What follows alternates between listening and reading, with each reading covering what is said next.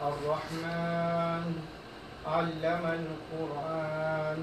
خلق الإنسان علمه البيان الشمس والقمر بحسبان والنجم والشجر يسجدان والسماء رفعها ووضع الميزان ألا تطغوا في الميزان وأقيموا الوزن بالقسط ولا تخسروا الميزان والأرض وضعها للأنام فيها فاكهة والنخل ذات الأكمام والحب ذو العصف والريحان فبأي آلاء ربكما تكذبان۔ ترجمہ ہے، رحمان نے اس قرآن کی تعلیم دی، اسی نے انسان کو پیدا کیا اور اسے بولنا سکھایا۔ سورج اور چاند ایک حساب کے پابند ہیں اور تارے اور درخت سب سجدہ ریز ہیں۔ آسمان کو اسی نے بلند کیا اور میزان قائم کر دی۔ اس کا تقاضا یہ ہے کہ تم میزان میں خلل نہ ڈالو، انصاف کے ساتھ ٹھیک ٹھیک تولو اور ترازو میں ڈنڈی نہ مارو۔ زمین کو اس نے سب مخلوقات کے لیے بنایا، اس میں ہر طرح کے بکثرت لذیذ پھل، کھجور کے درخت ہیں جن کے پھل غلافوں میں لپٹے ہوئے ہیں، طرح طرح کے غلے ہیں جن میں بھوسا بھی ہوتا ہے اور دانہ بھی۔ پس اے جن و انس، تم اپنے رب کی کن کن نعمتوں کو جھٹلاؤ گے؟ رب اشرح لی صدری ویسر لی امری واحلل عقدۃ من لسانی یفقہوا قولی۔ اللہم ارنا الحق حقا وارزقنا اتباعہ وارنا الباطل باطلا وارزقنا اجتنابہ۔ اے اللہ ہمیں حق کو حق دکھا اور حق پر چلنے کی توفیق عطا فرما، اور باطل کو باطل دکھا اور اس سے بچنے کی توفیق عطا فرما۔ پیارے بھائیوں، آپ کے سامنے میں نے سورہ رحمان کی 13 آیات کی تلاوت کی۔ آج اس کو ہم ایک علمی انداز میں اور ایک سائنٹیفک انداز میں کچھ دیکھنے کی کوشش کریں گے، اور اس میں جو اللہ تعالیٰ نے ہمارے لیے اپنی نشانیاں رکھی ہیں، اس کی ربوبیت اور اس کے جو اس کی ہمیں نعمتیں اس نے عطا کی ہیں، اس صورت میں اس نے پورا ان کا جو ہے وہ سمری اور خلاصہ جو ہے ہمارے سامنے کھینچ کر رکھ دیا ہے، اور اس کے بعد ہم سے جو ہے وہ کچھ تقاضا کیا جاتا ہے۔ تو آئیے دیکھتے ہیں اس صورت کے اندر جو ہے وہ کیا کیا جو ہے ہمارے لیے موجود ہے۔ یہ اس صورت کو ایک چارٹ کی شکل میں یہاں دکھایا گیا ہے، جو پورے اس کے تمام جو مضامین ہیں اس میں سے جو پہلا حصہ آج ہم اس کا مطالعہ کریں گے۔ یہ خلیل الرحمان چشتی صاحب ہیں، ان کی کتاب کا جو ہے یہ ایک صفحہ ہے، اس میں انہوں نے تقریباً پورے قرآن کو اسی انداز میں جو ہے وہ سمرائز کیا، اور اس سے بآسانی ہمیں اندازہ ہو جاتا ہے کہ کون سی صورت کے اندر کیا کیا مضامین ہے اور ہم سے کیا بات کی جائے۔ تو یہاں جو پہلا جو جز ہے جس میں 28 آیات ہیں، لیکن ہم اس میں سے 13 آیات کو لیں گے، جس میں اللہ تعالیٰ نے اپنے دلائل رحمانیت اور ربوبیت کے جو ہے وہ ہمارے سامنے رکھے ہیں، اور اسی طرح پھر اس میں جزا و سزا، احوال قیامت، مجرمین کا انجام، محسنین کا انجام، اور اس کے بعد کچھ اضافی نعمتوں کے ساتھ یہ سورت جو ہے وہ پھر ختم ہو جاتی ہے۔ اور اس میں سورت میں جو خاص بات ہے کہ یہ ایک تو مکی سورت ہے جیسا کہ ہم جانتے ہیں، اور اس میں ایک آیت جو ہے فَبِأَيِّ آلَاءِ رَبِّكُمَا تُكَذِّبَانِ جو ہے، یہ تقریباً کوئی ساتھی بتائے گا کتنی دفعہ ریپیٹ ہوئی ہے؟ جی یہ بتا رہے ہیں چھوٹا جی یہ آیت 31 دفعہ اس صورت میں اللہ تعالیٰ نے ریپیٹ کی، تو اس کے بارے میں ہم ڈیٹیل سے دیکھیں گے انشاءاللہ جب آیت آئے گی۔ اس کے پہلے حصے میں اللہ تعالیٰ نے ہمارے سامنے جو ہے وہ اپنی نعمتوں کا تذکرہ کیا جو اس نے ہمارے سامنے رکھی ہے۔ اس میں اس نے قرآن کی تعلیم دی، انسان کی تخلیق کے بارے میں بتایا، اس کو جو نعمتیں اس نے عطا کی، اس میں سب سے بڑی جو نعمت ہے قوت گویائی کی، اس کے بعد سورج اور چاند کی گردش، اور اس کے بعد آسمان زمین کا توازن،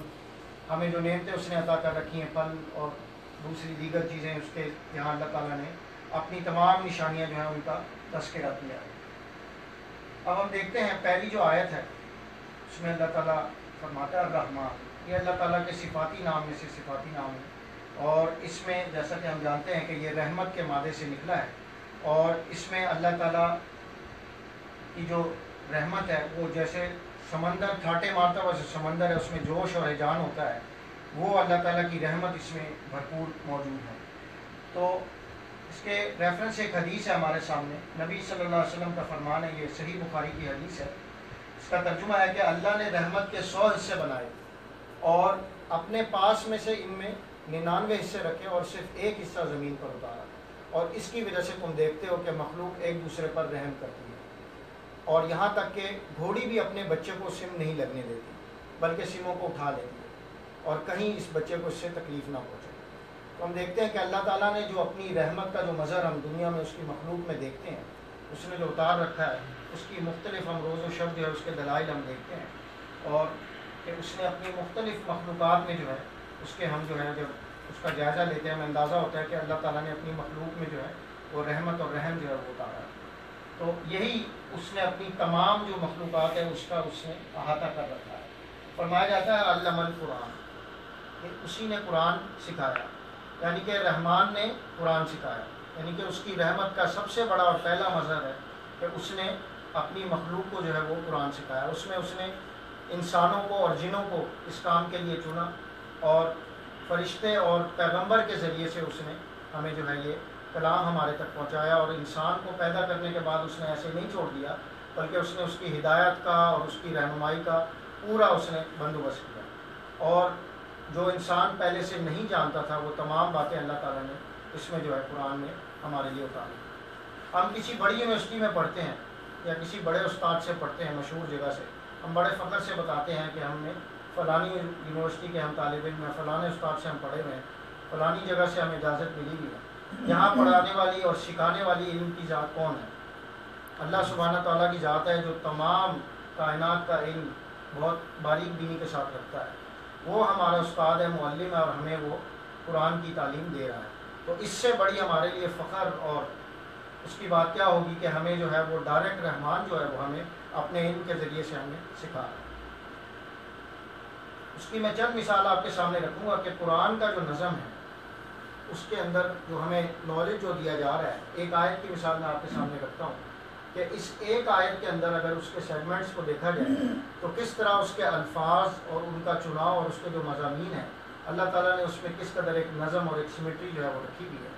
کہ جب وہ بات بھی ہم سے کرتا ہے تو ایک خاص انداز میں کرتا ہے۔ اس کی مثال دیکھتے ہیں کہ یہاں پہ پہلی اس حصے میں حی القیوم اور آخری حصے میں علی العظیم کا لفظ جو استعمال ہوا، یہ اللہ تعالیٰ کے اسماء الحسنی ہے، جو دو نام اوپر بھی اور نیچے آئے ہیں، اور ایک ہی موضوع ہے جو کلر سے یہاں پر آئیڈینٹیفائی کیا گیا۔ اسی طرح تیسرے حصے میں سماواتی والارض، اور نیچے بھی وسیع کرسی السماواتی والارض کے الفاظ استعمال ہوئے، اور درمیان میں جو ہے ایگزیکٹلی جو ہے یعلم ما بین ایدیہم وما خلفہم، بیفور اور آفٹر، پہلے اور بعد کا لفظ ایگزیکٹ بیچ میں استعمال ہوا۔ تو گویا ہمیں اندازہ ہوتا ہے کہ اللہ تعالیٰ جو ہمیں کلام پیش کرتا ہے وہ خاص ترتیب اور ربط کے ساتھ جو ہے وہ ہمیں بتایا جا رہا ہے، اس میں بہت ہی حکمت اور نظم جو ہے وہ پنہا ہے، اور یہ نظم خالی صرف ایک آیت میں نہیں ہے بلکہ بے شمار اور تقریباً پورے قرآن میں کچھ نہ کچھ اسی طرح کا نظم جو ہے وہ موجود ہے۔ بعض اوقات تو حروف کے اندر بھی جو ہے وہ سیمیٹری اور وہ چیز ہمیں نظر آتی ہے۔ یہی چیز جو ہے وہ صورتوں میں بھی ہے، اور صورتوں میں بھی جو مضامین ہیں ان کے جو موضوعات ہیں ان کو بھی اللہ تعالیٰ نے خاص نظم میں جو ہے وہ رکھا ہے۔ اب ہم دیکھتے ہیں جو الفاظوں کا چناؤ ہے اس میں جو آج ہم تعلیم اپنے اسکول میں حاصل کرتے ہیں یا یونیورسٹیز وغیرہ میں، وہاں تمام علوم جو ہم حاصل کرتے ہیں اللہ تعالیٰ نے قرآن میں بھی جو ہے ان کی بات کی ہے، اور یہ علم دینے والا کون ہے؟ اللہ سبحانہ تعالیٰ۔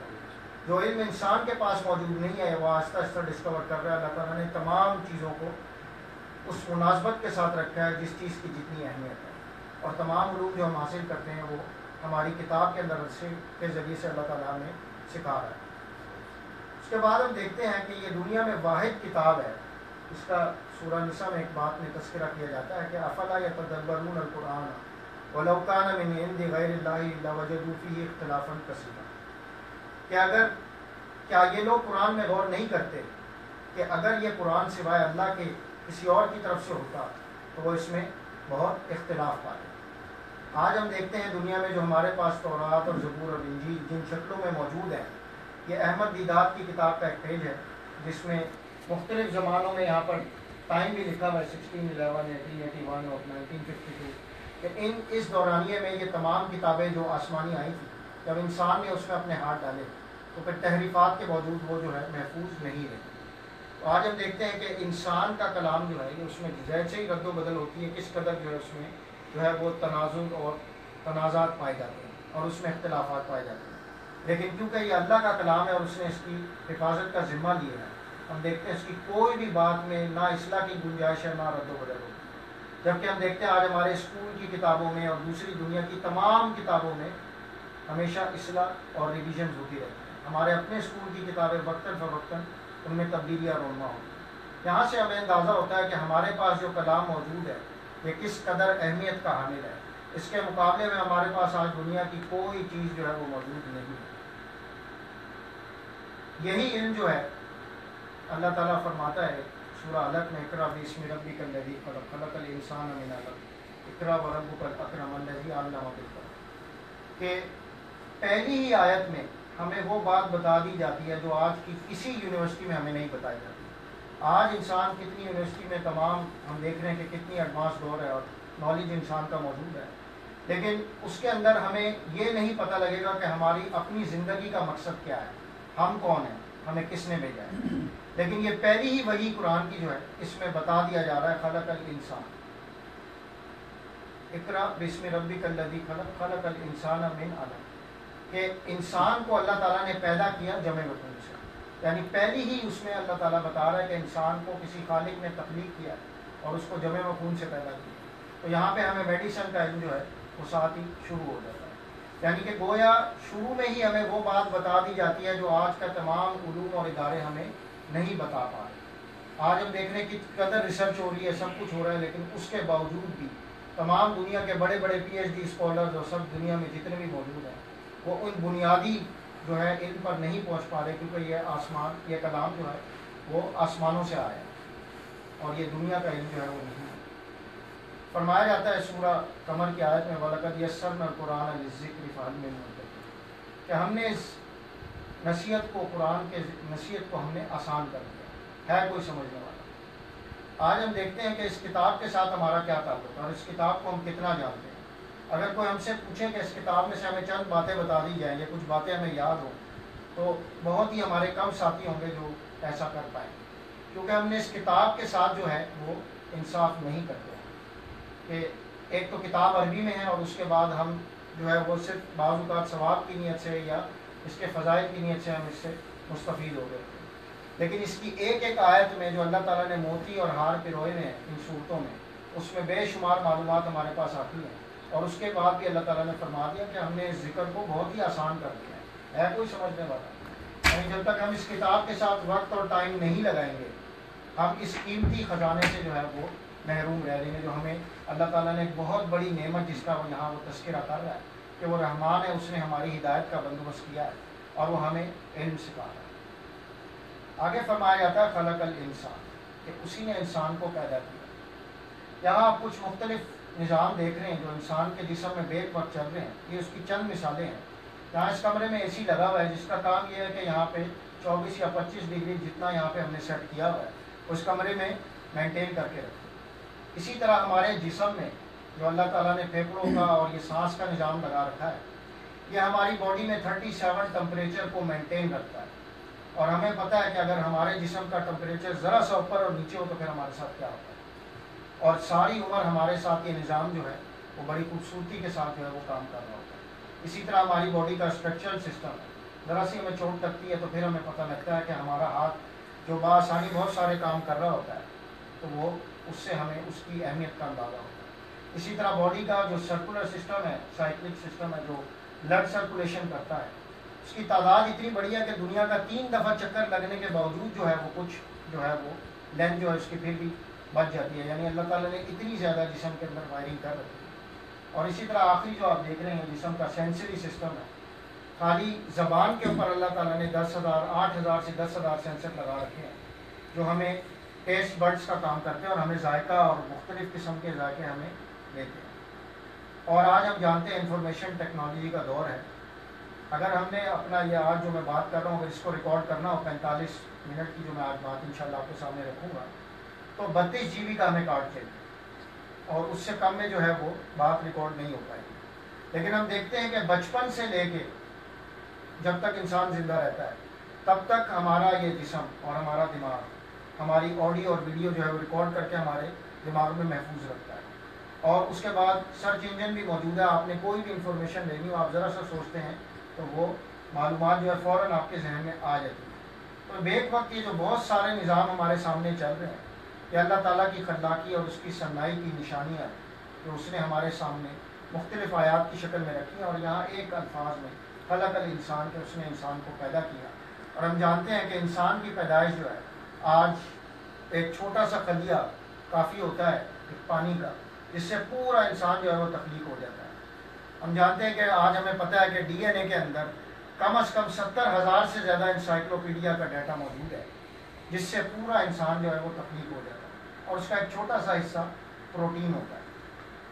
یعنی ڈی این اے کا یہ جو مختلف یہ جو چین ہے جن چیزوں سے مل کر بنی، وہ پروٹین کے مالیکیولز ہوتے ہیں. لیکن ہم یہ دیکھتے ہیں کہ یہ پروٹین کا مالیکیول جو ہے، کیا یہ اتفاقی حادثے کا نتیجہ ہے جیسا کہ آج ہماری سائنس سمجھتی ہے، یا بہت سارے سائنسدان سمجھتے ہیں کہ یہ جو پروٹین ہے یہ اتفاق سے جو ہے وجود میں آ گیا ہے. آج ہمیں پتہ لگ رہا ہے کہ یہ پروٹین 164 تک کمپلیکس ہے. کہ یہ نمبر جو ہے، ہم اگر اس کا اندازہ کریں تو ہمارے کمپیوٹر اور تمام ٹیکنالوجی آج 30 یا 40 زیرو کے بعد بند ہو جاتی ہے. اور ہمیں اندازہ ہوتا ہے کہ ایک چھوٹا سا پروٹین بھی جو اللہ تعالیٰ نے ڈیزائن کیا ہے،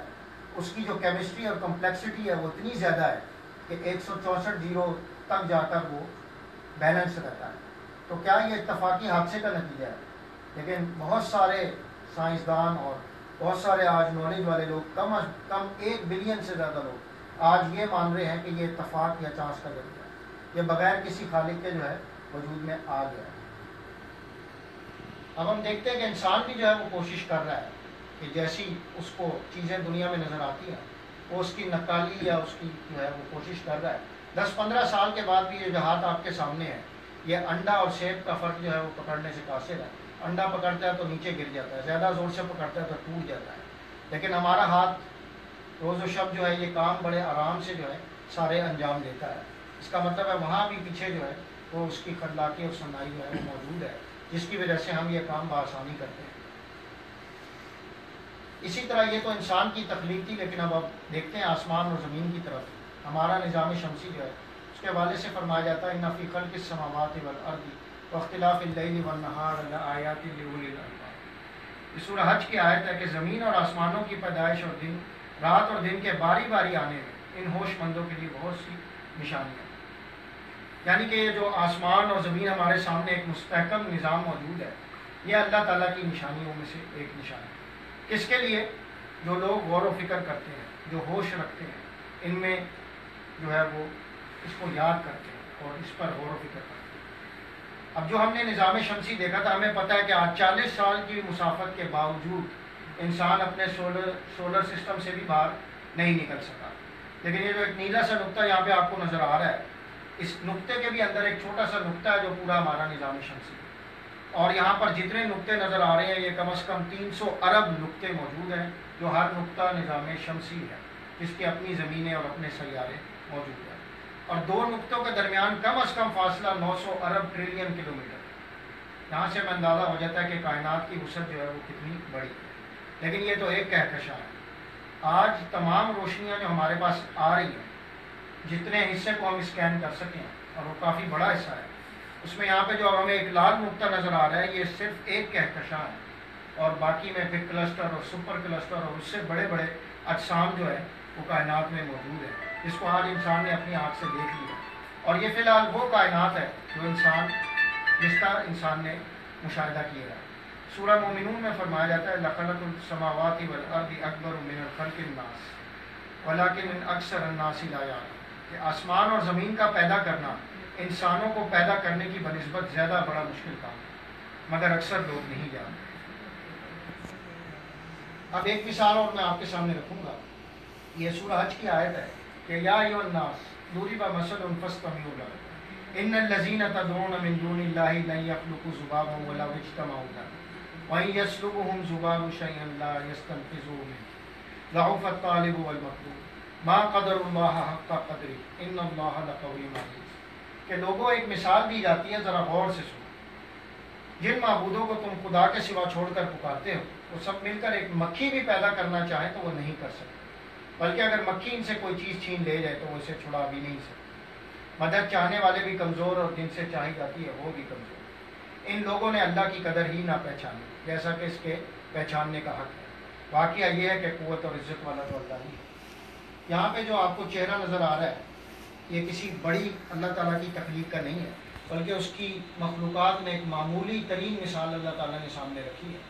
اور اس میں ایک طرف 4000 آنکھیں لگی اور دوسری طرف بھی 4000 آنکھیں لگی،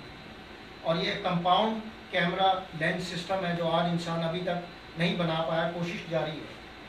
کہ ذرا سی لائٹ اس چھوٹی آنکھ میں آتی ہے تو اتنی حساس ہے کہ وہ اس کو بڑی باریکی سے جو ہے وہ کیچ کر لیتی ہے۔ تو اللہ تعالیٰ نے ایک مثال یہ سامنے کیوں رکھی ہے؟ وہ فرماتا ہے جن لوگوں کو تم پکارتے ہو وہ سب مل بھی جائیں تو بھی ایک مکھی کو بھی پیدا نہیں کر سکتے۔ انسان دوسرے معبودوں کو کیوں پکارتا ہے؟ وہ خود کمزور ہے تو وہ کمزور چیزیں ڈھونڈتا ہے، کیونکہ خالق تو اس کو نظر نہیں آتا، تو وہ ڈھونڈتا ہے کہ پھر وہ کس کے پاس مدد کے لیے جائے، جو چیز اس کو نظر آتی ہے اس کے پاس مدد کے لیے جاتا ہے۔ لیکن یہاں پر واضح طور پر بتایا جا رہا ہے کہ جو مخلوق ہے وہ خود کمزور ہے، کہ جن لوگوں سے مانگا جا رہا ہے وہ تو خود لائن میں لگے ہیں کہ وہ اسی رب سے مانگے ہیں جسے سب سے مانگا جاتا ہے۔ اور اسی طرح پھر ایک مثال اور ہم اس کی دیکھتے ہیں کہ یہ جو مکھی ہے جب اس کو چھوٹے سے باکس میں رکھا گیا سینسرز لگا کر، تو پتہ لگتا ہے کہ آج کے انسان کے بنائے ہوئے تمام پر اس کے آگے ہیچ ہے، اور ایک چھوٹی سی مثال بھی جو ہے انسان اس کے بس کی بات نہیں، اور دور دور تک بھی انسان اس کا مقابلہ نہیں کر سکتا۔ یہاں فرمایا جاتا ہے، یہ سورہ فاطر کی آیت ہے، اس کا ترجمہ ہے کہ وہ رات کو دن میں داخل کرتا ہے اور دن کو رات میں داخل کرتا ہے، اور اسی نے سورج اور چاند کو کام میں لگا رکھا ہے، ہر ایک مقرر وقت مقررہ تک وہ چل رہے ہیں۔ یہی اللہ ہے تمہارا رب اور اسی کی بادشاہی ہے، اور جنہیں تم اس کے سوا پکارتے ہو وہ ایک گٹلی کے چھلکے کے بھی مالک نہیں ہے۔ یہاں میں واضح طور پر یہاں تک اندازہ ہو جاتا ہے کہ انسان کی جو ملکیت ہے اور اس کا جو اختیار ہے وہ کس قدر محدود ہے۔ چاہے دنیا کے تمام بادشاہ آ جائیں، بڑے بڑے امپائرز کے آ جائیں، یا بڑی بڑی حکومتیں کرنے والے لوگ آ جائیں، اور آج کمپنیز آ جائیں، یا ان کے ایجادات کرنے والے لوگ آ جائیں، وہ آج کیا کرتے ہیں؟ وہ جب انسان کی اللہ تعالیٰ کی بنائی ہوئی تخلیقات میں سے جب نقالی کرتے ہیں، وہ سب سے پہلا کام کیا کرتے ہیں؟ وہ مارکیٹ میں جاتے ہیں اور اس کے بعد اپنا پیٹنٹ اور اپنی پروڈکٹ کو رجسٹر کرواتے ہیں اور اپنے حقوق کا تحفظ چاہتے ہیں، کہ جو چیز وہ ایجاد کرتے ہیں فوراً اس کے بعد وہ کہتے ہیں کہ ہمیں ہماری ایجاد کا حق دیا جائے، اور اگر اس کی کوئی خلاف ورزی کرتا ہے تو فوراً کورٹ میں گھسیٹا جاتا ہے یا اس کا احتساب کیا جاتا ہے۔ تو جو پوری کائنات کا خالق ہے اس کا حق جو ہے وہ آج ہم سے تقاضا کرتا ہے کہ اس کا حق اس طرح پہچانا جائے جس طرح اس کا حق ہے۔ تو اصل کائنات کا مالک اور خالق تو صرف وہ ہے، اور جیسا اس کا حق ہے اس کو انسان جو ہے وہ نہ صرف بلکہ انکار کرتا ہے، اور اس کو ماننے سے بھی جو ہے وہ اپنی زندگی میں اس کی نشانیاں دیکھ کر بھی اس کو جھٹلاتا ہے۔ فرمایا جاتا ہے علامہ البیان۔ اب یہ ایک اضافی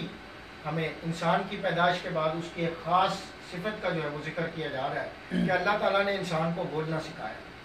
خالی انسان ہی نہیں ہے جس کو صلاحیتیں دی گئی ہیں، ہم دیکھتے ہیں جو مختلف اللہ تعالیٰ کی مخلوقات ہیں ان کو بھی کچھ خاص چیزیں اللہ تعالیٰ نے دے رکھی ہیں۔ یہ 300 کلومیٹر کی سپیڈ سے بھی اپنا شکار بڑے واضح طور پر جو ہے وہ مس نہیں کرتی۔ اس کے کان جو ہے وہ 1,00,000 گنا زیادہ حساس ہیں انسان کے کانوں سے،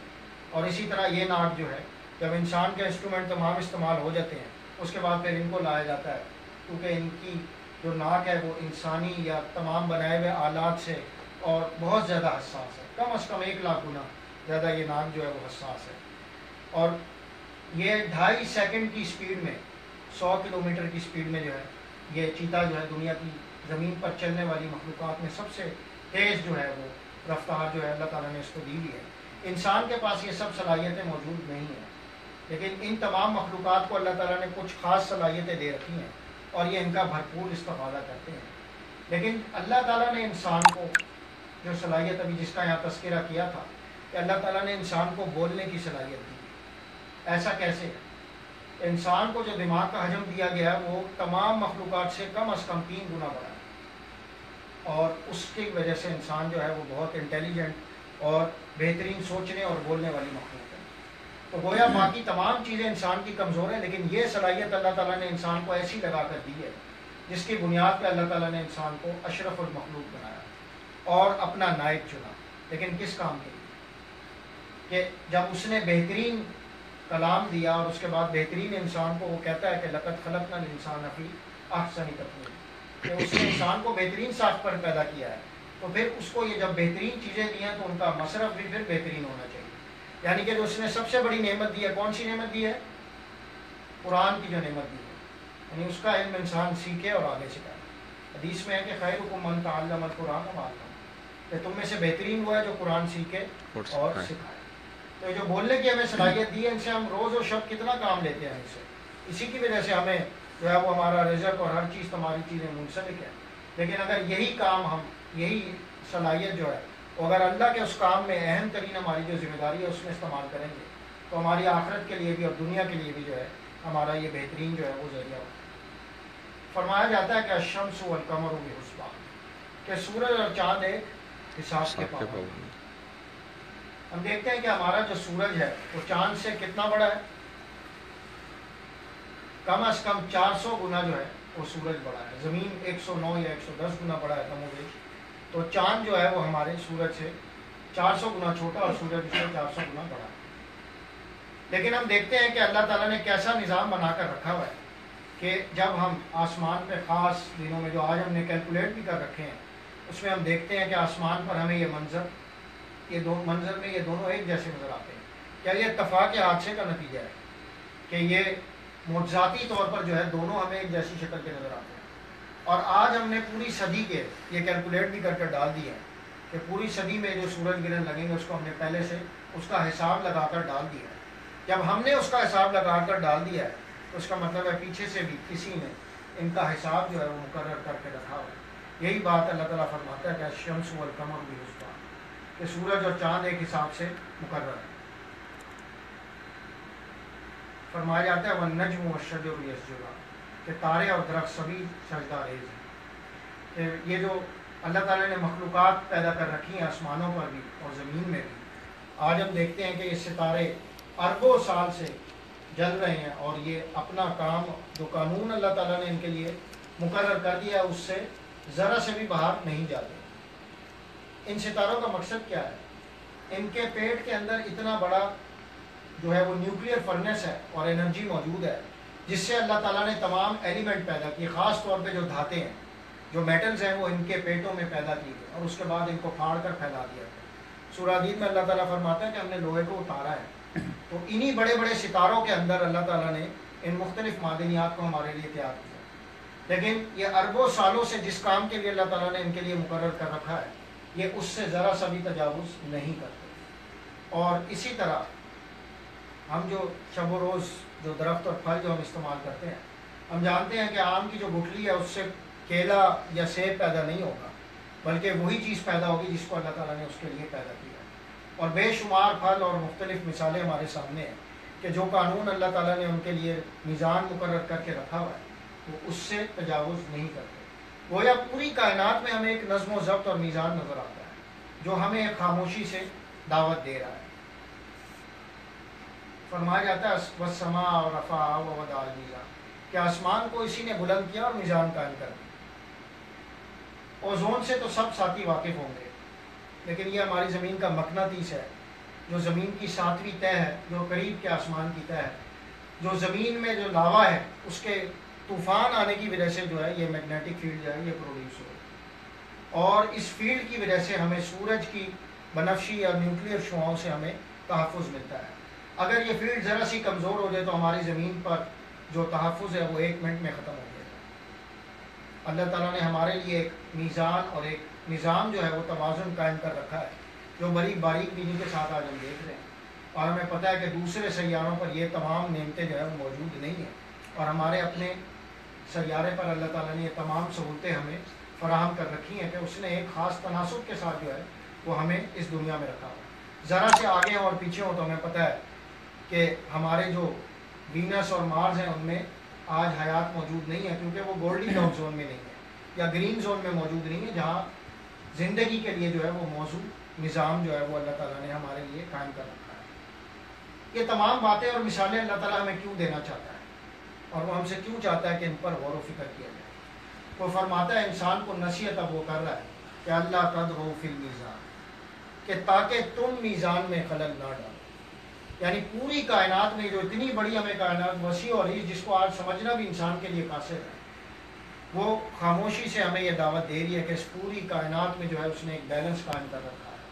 اور ہم سے بھی وہ یہی چاہتا ہے۔ کیا چاہتا ہے؟ کہ وَأَقِیمُوا الْوَزْنَ بِالْقِسْطِ وَلَا تُخْسِرُوا الْمِیزَانَ، کہ انصاف کے ساتھ ٹھیک ٹھیک تولو اور میزان میں تول نہ گھٹاؤ۔ ہم سے یہ تقاضا جو ہے وہ صرف پھلوں میں اور سامان میں اور وزن میں نہیں کیا جا رہا، بلکہ زندگی کے ہر شعبے میں کیا جا رہا ہے کہ اپنی خوراک میں،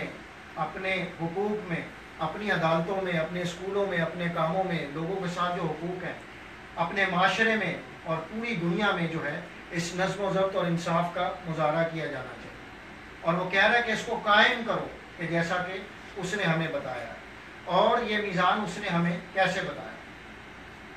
یہ تمام نعمتیں ہیں جس کا یہاں اس نے ہمارے سامنے تذکرہ کیا تھا، کچھ آیتیں میں نے اسکپ کر دی ہیں وقت کی کمی کے باعث۔ وہ فرمایا جاتا ہے کہ فَبِأَيِّ آلَاءِ رَبِّكُمَا تُكَذِّبَانِ، کہ پھر تم اپنے رب کی کن کن نعمتوں کو جھٹلاؤ گے۔ اور جیسا کہ میں نے پہلے بھی بتایا تھا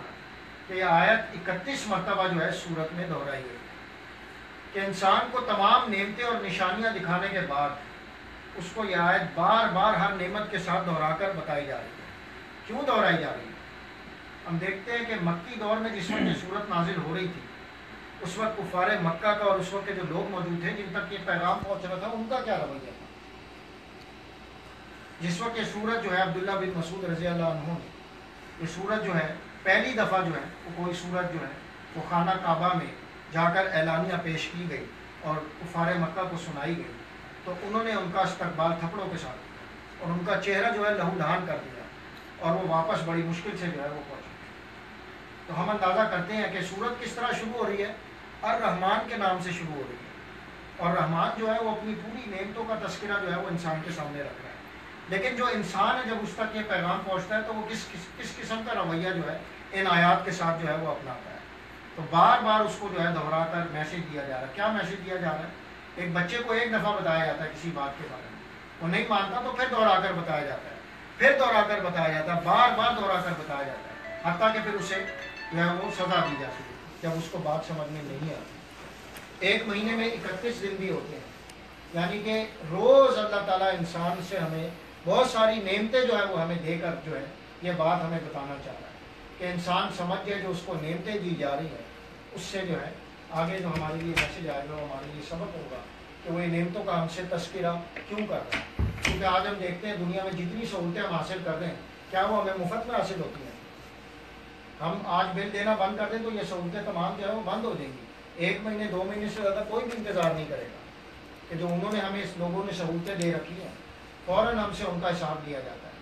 لیکن یہ ہمارا رب اور رحمان اس کی ذات ہے جو ہمیں تمام سہولتیں جو ہے اس نے ہمیں عطا کر رکھی ہیں، اور اس کے باعث وہ ہم سے کوئی چیز نہیں مانگتا۔ لیکن یہ تمام جو بات آپ کے سامنے میں نے رکھی ہے، اب ہم دیکھتے ہیں کہ ان تمام توحید اور جو دلائل ہمارے سامنے رکھے ہیں، اب جو رسالت کی بات ہمارے سامنے آتی ہے اس کی ایک مثال میں آپ کے سامنے رکھوں گا۔ یہ سورہ حدید کی آیت ہے کہ لَقَدْ أَرْسَلْنَا رُسُلَنَا بِالْبَيِّنَاتِ وَأَنزَلْنَا مَعَهُمُ الْكِتَابَ وَالْمِيزَانَ لِيَقُومَ النَّاسُ بِالْقِسْطِ، کہ البتہ ہم نے اپنے رسولوں کو نشانیاں دے کر بھیجا، ان کے ہمراہ ہم نے کتاب اور ترازو عدل بھی بھیجی تاکہ لوگوں کو انصاف پر قائم رکھے۔ دنیا میں کون سا ایسا معاشرہ آیا ہوگا یا کبھی یا کوئی قوم ہوگی جس پر جو ہے وہ رسول نہیں بھیجا گیا؟ ان کو یہ تمام نشانیاں بلکہ معجزات بھی دیے گئے۔ جب لوگوں نے نشانیوں کا انکار کیا تو آخر میں ان کو معجزات بھی دکھائے گئے، اور ان نشانیوں کے ساتھ عدل و قسط کا نظام بھی جو ہے رسول نے وہاں نافذ کر کر دکھایا۔ اور ہم جانتے ہیں کہ آج آپ صلی اللہ علیہ وسلم جو ہے وہ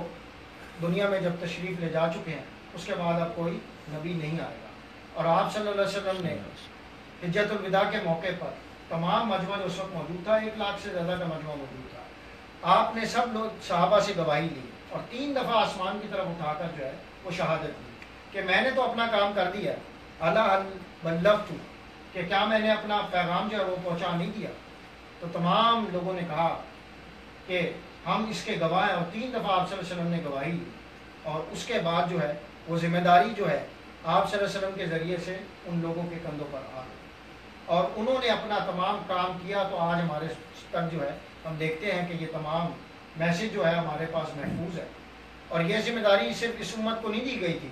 بلکہ سابقہ امت مسلمہ جو یہود و نصارہ تھے ان کو بھی دی گئی تھی. لیکن آج ان کے پاس سے لفظ مسلمان جو ہے وہ لے لیا گیا ہے اور ان کا نام یہود و نصارہ رکھ دیا گیا ہے کہ ان کے پاس آج نہ کتاب اور نہ وہ نشانیاں اور وہ تمام چیزیں ان سے لے لی گئی ہیں. کیوں لی گئی ہیں؟ کہ وہ ذمہ داری جو ان کے کندھوں پر ڈالی تھی، وہ وعدے جو ان سے دیے تھے وہ انہوں نے توڑے، اور اس کے بعد اللہ تعالیٰ نے وہ قیمتی خزانہ ان سے لے لیا اور ان کو دھتکار دیا گیا اور ان پر وہ سزا اور جو ہے ذلت اور پستی جو ہے مسلط کر دی گئی. تو اگر ہم بھی اس کتاب کے ساتھ یہی رویہ اختیار کریں گے تو ہمارے ساتھ بھی، ہم کوئی اللہ کے چہیتے نہیں ہیں. اللہ کے چہیتے تو صرف مومنین اور وہ لوگ ہیں جو رسول کی اور اللہ کی اطاعت اور اس کا جو نظام دیا ہوا ہے اس کے لیے دین میں کوشش کرتے ہیں. اب ہم دیکھتے ہیں کہ یہ تمام نشانیاں دیکھنے کے بعد دنیا میں جو ہے مختلف قسم کے رویے جو ہے وہ ہمارے سامنے آتے ہیں. تو جھٹلانے سے مراد متعدد رویے ہیں جو اللہ تعالیٰ کی نعمتیں اور اس کی قدرت کے کرشموں کو دیکھنے کے بعد اور اس کی صفات حمیدہ کے معاملے میں لوگ اختیار کرتے ہیں. یعنی دنیا میں تمام انسان جب آتے ہیں تو وہ برابر ہوتے ہیں، لیکن اپنے عقائد کی اور ان نشانیوں کو دیکھنے کے بعد وہ کیا کیا رویے اختیار کرتے ہیں. دنیا میں 7 ارب لوگ موجود ہیں. اس میں سے بعض لوگ سرے سے یہی نہیں مانتے کہ ان ساری چیزوں کا خالق اللہ تعالیٰ ہے. ان کا خیال یہ ہے کہ یہ سب کچھ محض مادے کے اتفاقی ہجان کا نتیجہ ہے. یہ کھلی کی کھلی تکذیب ہے، یعنی یہ تو کھلا انکار ہے، گویا کفر. آج ہم دیکھتے ہیں کہ دنیا میں تمام علوم حاصل کرنے کے باوجود 1 ارب سے زیادہ لوگ جو ہے دنیا میں موجود ہیں اور وہ ہماری یونیورسٹیوں میں اور اسکولوں میں تعلیم بھی دے رہے ہیں. وہ آپ سے مذہب کی نہ کوئی بات کریں گے، نہ خالق کی بات کریں گے، نہ قانون بنانے والے کی بات کریں گے. وہ یہ ضرور مانتے ہیں کہ اس دنیا میں قانون موجود ہے، لیکن وہ قانون بنانے والے کو نہیں مانتے، لہٰذا وہ کفر کے درجے میں آئیں. بعض لوگ یہ تو تسلیم کرتے ہیں کہ ان چیزوں کا پیدا کرنے والا اللہ ہی ہے، مگر اس کے ساتھ دوسروں کو خدائی میں شریک ٹھہراتے ہیں اور اس کی نعمتوں کا شکریہ وہ دوسروں کو ادا کرتے ہیں اور اس کا رزق کھا کر دوسروں کے گن گاتے ہیں. یہ تکذیب کی ایک اور شکل ہے. گویا تمام کائنات کو اللہ تعالیٰ نے پیدا کیا، حقوق اس کے ہیں، لیکن وہ حضرت عیسیٰ کو دیتے ہیں. 2 ارب سے زیادہ لوگ ہیں جو اللہ کا حق جو ہے وہ حضرت عیسیٰ کو مانتے ہیں یا ان کو دیتے ہیں. اور اس کے بعد 1 ارب سے زیادہ ہندو ہیں جو کرشنا، بودا اور مختلف لوگ جو انہوں نے گڑھ رکھے ہیں، مختلف ہستیاں جو پیدا کی گئیں، آئیں اور چلی گئیں. اور اسی طرح ہمارے ملک میں بھی ہم دیکھتے ہیں، ہماری اپنی قوم بھی بے شمار ایسے لوگ ہیں، ہستیاں ہیں جو لوگوں نے گھڑ رکھی ہیں. وہاں واضح طور پر بتا دیا گیا تھا ضعف الطالب والمطلوب، کہ مانگنے والے بھی کمزور اور جو جن سے مدد مانگی جا رہی ہے وہ بھی کمزور. اس کا مطلب ہے کہ انسان جو ہے، جو حق اس کو بتایا جا رہا ہے، وہ کسی اور کو نہیں دے سکتا. صرف خالق کی ذات ہے، اس کی صفات اور تمام جو چیزیں ہیں، تمام توحید اور رسالت، ان کے تمام جو حقوق ہیں وہ صرف اللہ رب العالمین اور اس کے رسول کے. اسی طرح کچھ اور لوگ ہیں جو ساری چیزوں کا خالق اور تمام نعمتوں کا دینے والا تو اللہ ہی کو مانتے ہیں، مگر اس بات کو نہیں مانتے کہ اپنے خالق اور پروردگار کے احکام کی اطاعت اور اس کی ہدایت کی پیروی کرنی چاہیے. یہ احسان فراموشی اور اس کی نعمت کے انکار کی ایک اور صورت ہے کہ وہ یہ تو مان رہے ہیں کہ خالق ہے اور اس کی نعمتیں بھی ہیں، لیکن وہ یہ نہیں مانتے کہ اس کی اطاعت کی جانی چاہیے.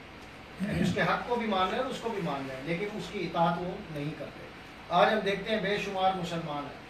وہ کلمہ گو تو ہیں، لیکن وہ اس کی اطاعت نہیں کرتے. اور اسی طرح جو یہود و نصارہ تھے، خالق کو ماننے کے بعد انہوں نے اپنے اوپر شریعت ثابت کر دی. انہوں نے کہا کہ حضرت عیسیٰ کے آنے کے بعد ہمارے تو گناہوں کی نجات ہوگی،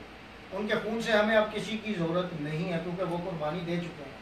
لہٰذا ہمارے اوپر اب کوئی شریعت یا اطاعت لاگو نہیں ہوتی. انہوں نے نماز، روزہ، تمام چیزیں جو ہیں جو ان پر نافذ اللہ تعالیٰ نے کی تو وہ ہم چھوڑ دیں. اسی طرح کچھ اور لوگ جو زبان سے نہ تو نعمت کا انکار کرتے ہیں اور نہ نعمت کے دینے والے کے حق کو جھٹلاتے ہیں، مگر عملاً ان کی زندگی ایک منکر اور مکذب کی زندگی ہوتی ہے اور اس میں کوئی قابل ذکر فرق نہیں ہوتا. یہ تکذیب بالقول نہیں بلکہ تکذیب بالفعل ہے. یعنی کہ انسان اللہ کے حق کو بھی مان رہا ہے، اس کی نعمت کو بھی مان رہا ہے، لیکن عملی طور پر وہ یہ کام کرتا ہی نہیں ہے جو اس کو کہا گیا. اطاعت کو بھی مان رہا ہے کہ کی جانی چاہیے، لیکن عمل سے جو ہے اپنے اس کی گواہی کچھ اور آتی ہے. یعنی قولی شہادت اس کی کچھ اور ہے اور عملی شہادت اس کی کچھ اور ہے.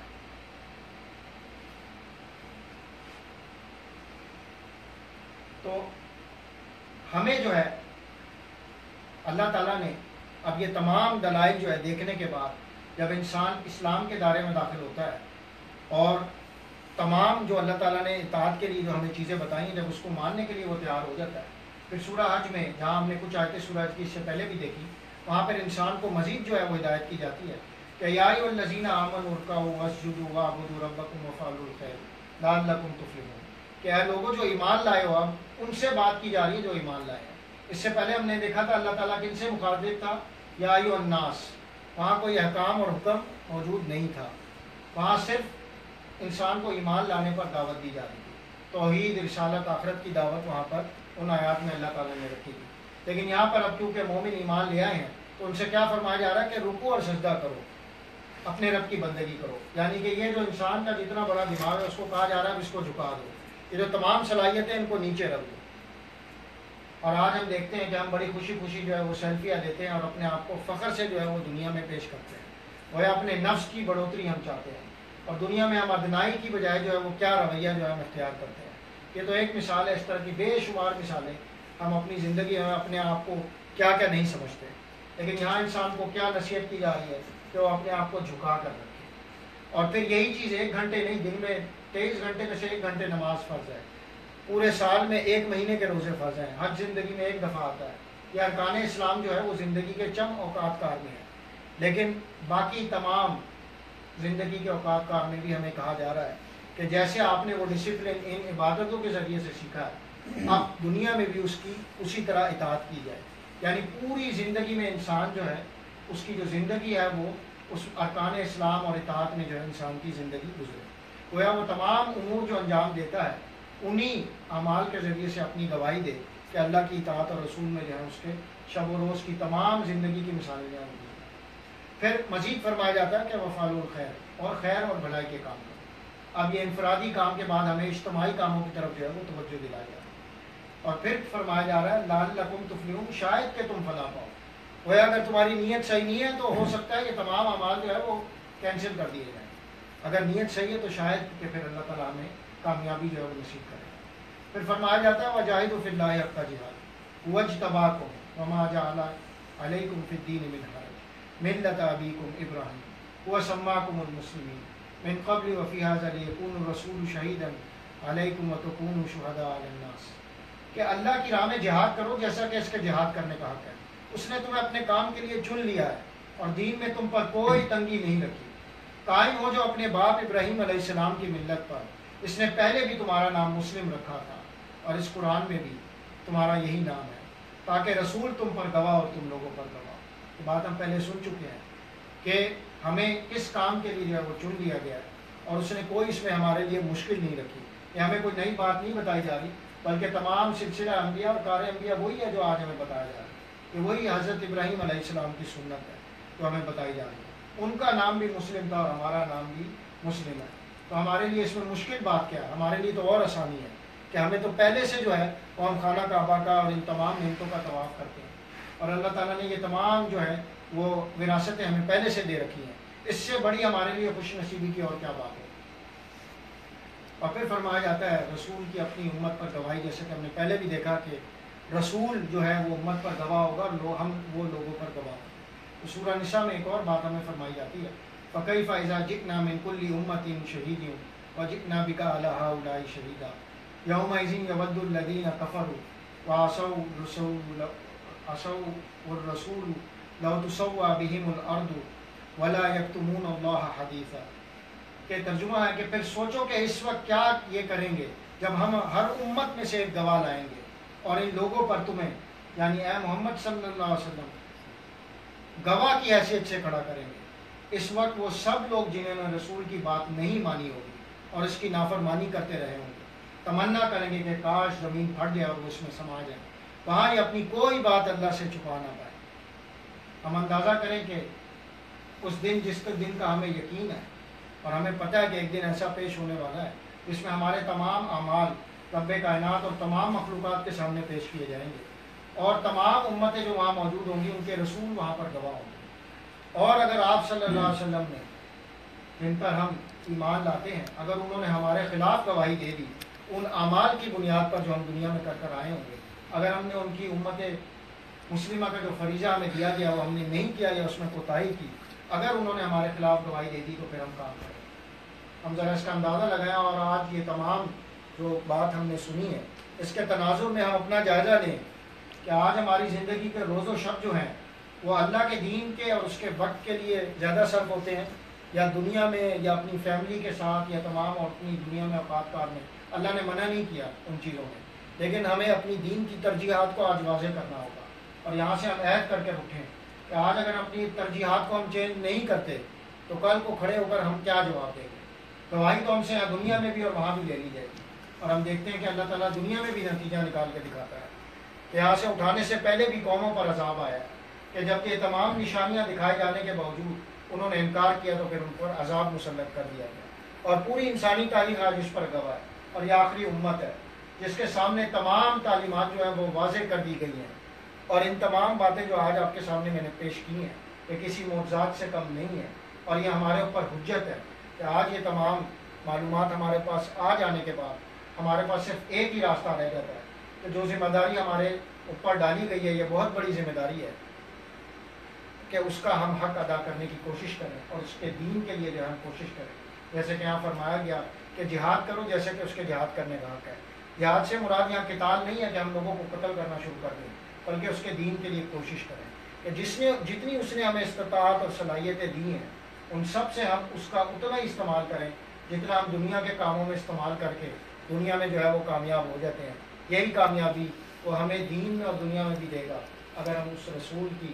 اور اللہ کی بتائی ہوئی باتوں کی اطاعت کریں. اور یہ جو تمام بات آج ہم نے سنی ہے اللہ تعالیٰ اس کو ہمیں سمجھنے، غور و فکر کرنے اور اس پر عمل کرنے کی توفیق عطا فرمائے. وآخر دعوانا ان الحمدللہ رب العالمین.